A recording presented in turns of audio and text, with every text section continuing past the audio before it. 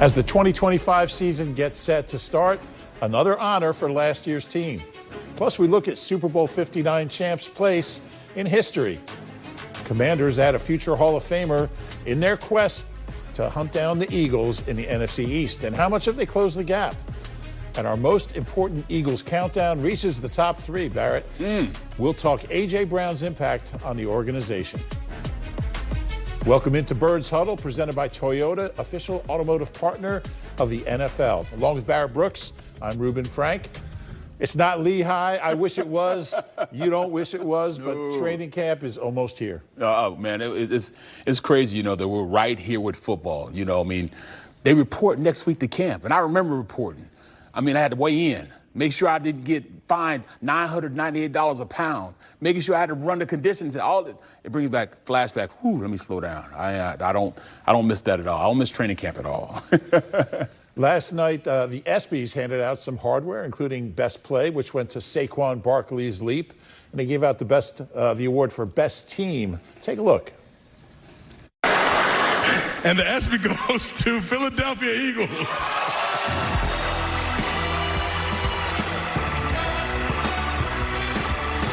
On behalf of the Philadelphia Eagles organization, thank you.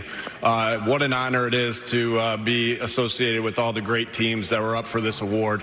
Thank you to the fans that voted for us, and thank you to the best fans in the world back home in Philly. Josh Sweat did not look very happy there, Barrett. I don't know if he wants to be in Arizona. All right, time for our three-point stance presented by Toyota. Number one, the 2024 Eagles are an all-time team. They win that award last night, and they were also named fourth best NFL team since 2000 in a recent ESPN poll. Barrett, what do you think? I think they're absolutely right. We're talking about a team that's so talented. It's really hard to take away from what they did to the rest of these Eagles teams we saw play. We were just talking about Donovan McNabb and his ability to go out there and play, all those, NFC championship games and bringing them to the Super Bowl and all that. We're talking about him, being a player like that. And, you look, they're on the list of some of the greatest. Look, the Patriots on there twice. And this is an Eagles team that went out there and crushed, a guy that's the best quarterback right now playing in the game in Patrick Mahomes. What do you think? Looking at them and over the past, 20 years, who would you say, would be anywhere higher than they are right now? Well, I certainly wouldn't put a team that cheated. Right. Or a team that didn't win the Super Bowl ahead of the Eagles, but they certainly believe. And I think when you're that close to the season, you don't really realize just how great this team is. No question. Because it's week to week, they're winning. And all of a sudden you look back and you're like, this is one of the greatest football teams ever assembled. Right. Well, you look at it, I don't understand why, the 2017 team, look at what they had. They had 70 sacks on that defense. They were beating people up, The offense, when they acquired AJ, it just really turned things around of what they could do. And Jalen showed he could play. So what do how far are they apart as far as, when you look at those two teams? Pretty even. To me, they're both pretty even. Both did incredible things and unforgettable teams.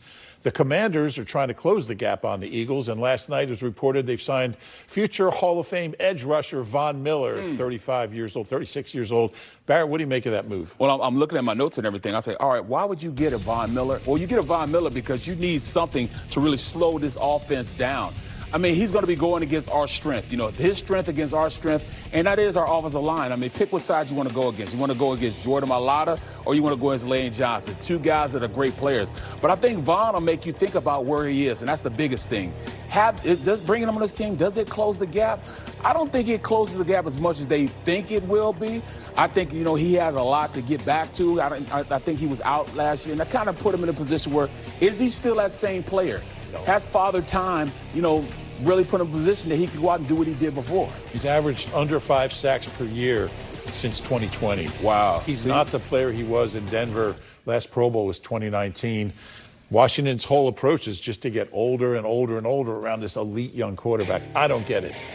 Number 3, you can cross T.J. Watt off your Eagles wish list. the pass rusher signing a deal to become the highest paid non-quarterback in NFL history with the Steelers. 3 years, $123 million. That's Barrett Brooks money right there. $41 million per season. Barrett, what do you think of those numbers? Oh, man, I mean, you're looking at it. I mean, he deserves it. He is, either one or two behind Myles Garrett as far as being a defensive player of the year. Both guys are excellent players. And when you look at T.J. Watt, what he brings to it, you have to sign him. He's a captain on your team. He is that defense. He causes so much havoc when you're going against, players, on the opposite side of the ball. You have to account for where he is. I don't understand what took him so long. Yes, I do, because I've worked with the Steelers organization before. There's nobody too big for the team. And at this point, TJ was thinking, hey, I am the Steelers team. When you think of the Steelers, you think of number 90, TJ Watt. They should have paid him earlier, but, it comes with that. I know Omar Khan. Omar, he wants to do things the right way, the Steeler way. But I'm glad they went and did it and brought this guy back. He's definitely worth every single penny that they're going to play him. All right, let me ask you this. If T.J. Watt, and he is worth over $40 million a year, he's 30, Jalen Carter's contract's going to come up next year. What kind of money is he going to get? At least that. Because, 2 weeks from now, there's probably going to be another player that's going to be making more than him. But, does this young man Carter have the capacity to do it? Yes, he does. I mean, he's going to have to be, go along what you saw from, these other elite pass rushers or these elite defenders. He's going to have to get double-digit sacks. Can he do that? Can he go out there and set the precedence like you saw with Aaron Donald? He's going to have to do that in order to get paid that bag. But we're talking about a guy that's gifted as Carter is. I believe he has an opportunity to be that guy. Give him an opportunity to go out there and play, and he's going to garner a lot of attention. But he now has players around him that can help him out with that. I'm saying right now that we're going to get double-digit sacks from, Nolan Smith.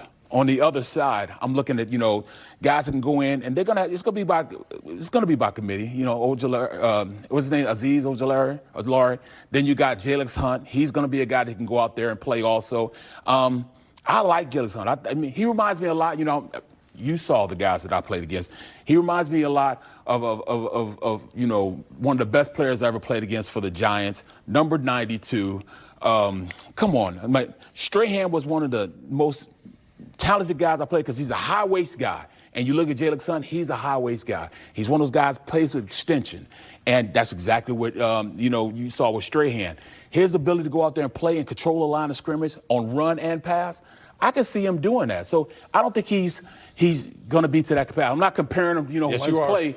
I'm saying his body build is the same. But he has that potential to be that good. So if those guys come out there and play and, they arrive at the party on the opposite sides, how do you as an offensive coordinator stop a guy like Carter from being as dominant? Because now you have to allocate resources to you. Do you send a chip on that side, slide that line this way? Maybe you can get two hands on him, two bodies on him.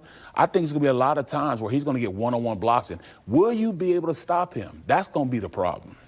All right, it's time for the playbook presented by Supercuts. A.J. Brown comes in at number 3 on our most important Eagles countdown. How much will the Eagles rely on him this season? Plus, 32 teams in 32 days looks at the Green Bay Packers, and we set the stage for the Eagles ring ceremony tomorrow night. This is Birds Huddle, presented by Toyota.